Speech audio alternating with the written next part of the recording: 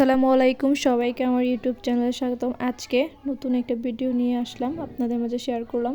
আজকে মুগ ডাল দিয়ে মাংস রান্না করব, গরুর মাংস, সেটাই আপনাদের মাঝে শেয়ার করলাম। প্রথমে পেঁয়াজ কাঁচামরিচগুলোকে ভেজে নিলাম। এবার আদা রসুন বাটা দিয়ে লবণ দিয়ে মশলাটাকে ভেজে নিব। হলুদ মরিচের গুঁড়া দিয়ে দিলাম। মাংসটাকে ভালোভাবে কষিয়ে নিলাম। আমি এখানে একটু স্কিপ করেছি, তো আমি মশলাগুলোকে দিয়ে ভালোভাবে কষিয়ে নিয়েছি। এরপর মাংসটাকে ছেড়ে দিয়েছি। এবার একটু কিছুটা পানি দিয়ে দিলাম। পানি দিয়ে মাংসটাকে ভালোভাবে কষিয়ে নেব। ঢাকনা দিয়ে ঢেকে ভালোভাবে মাংসটাকে কষিয়ে নিলাম। মাংসটা যত ভালো কষানো হবে, মশলাটা যত কষানো হবে, তত টেস্ট ভালো আসবে। এভাবে আমি কিছুটা সময় নিয়ে মাংসটাকে কষিয়ে নিলাম।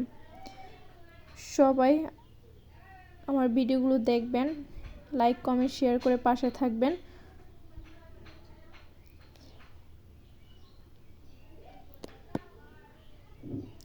মাংসটা ভালোভাবে কষিয়ে নেওয়া হয়ে গেলে ধুয়ে রাখা মুগ ডাল আমি দিয়ে দেব। মুগ ডালগুলোকে দিয়ে মাংসটার সাথে ভালোভাবে মিশিয়ে নেব।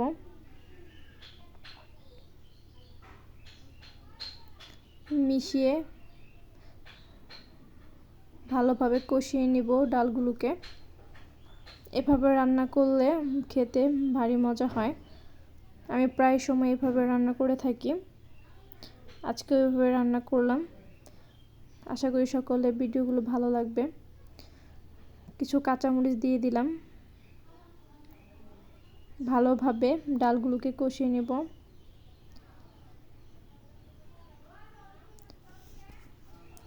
কষানো শেষ হয়ে গেলে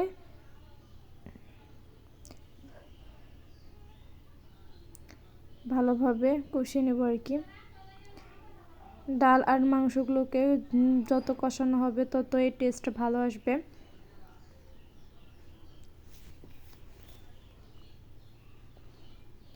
সময় নিয়ে ডাল আর মাংসগুলোকে কষিয়ে নেব।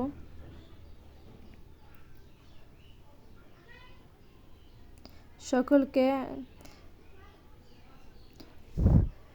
এরপর কিছু পরিমাণ পানি দিয়ে ডালগুলোকে আবার একটু ভালোভাবে কষিয়ে নেব।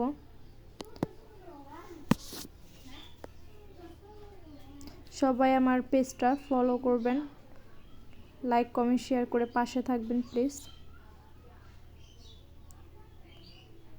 ডালগুলো কষানো হয়ে গেছে প্রায়। এবার পরিমাণ মতন পানি দিয়ে নেব।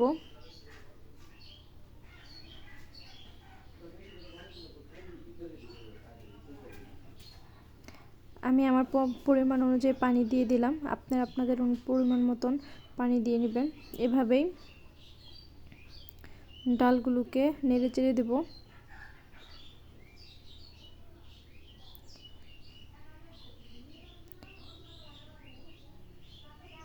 নাড়াচাড়া শেষে আমি ঢাকনা দিয়ে ডালটা ঢেকে দিব। ভালোভাবে ডালটাকে সেদ্ধ করতে হবে।